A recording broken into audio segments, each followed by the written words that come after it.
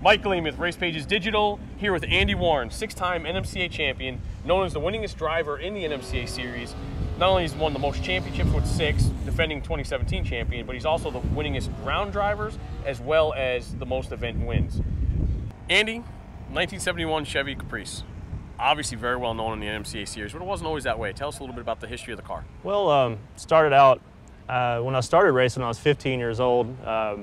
I was racing my mom's 1992 Ford Tempo, and it's around the time when we started to look for a daily driver for me to drive to high school, and looked in a local bargain mart, and we saw the 1971 Chevrolet Caprice for sale. One owner car, had 94,000 miles on it, and it's kind of a funny story. I called, and a little old lady answered the phone, and I asked her, I was like, well, knowing the 71 Impalas and Caprices with the 400 badges on the front, it could be either a big block or a small block car.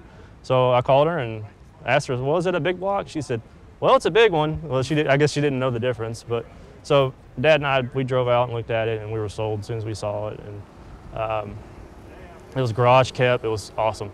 So we purchased the car and just gradually added little modifications here and there. Started out with a set of wheels, headers, and mufflers, and just hit the tracks the same weekend I bought it, and just progressed from there. I mean, it went from running probably a high 16s in the quarter mile, and as it sits right now, last weekend went 986 at 134 miles an hour. So for 980s to get this big boat going, what kind of combination do you have under that? That's 434 cubic inch small block, naturally aspirated, built by Canarium Racing Engines. It's got a set of AFR 245 cylinder heads, about 13.1 compression. It's pretty healthy.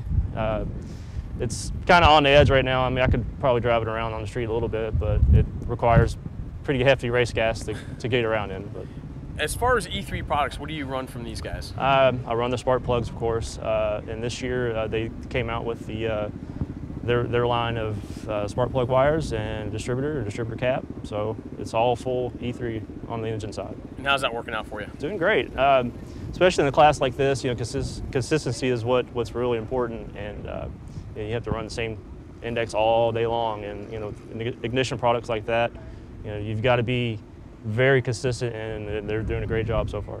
Great, thank you very much. Thank you.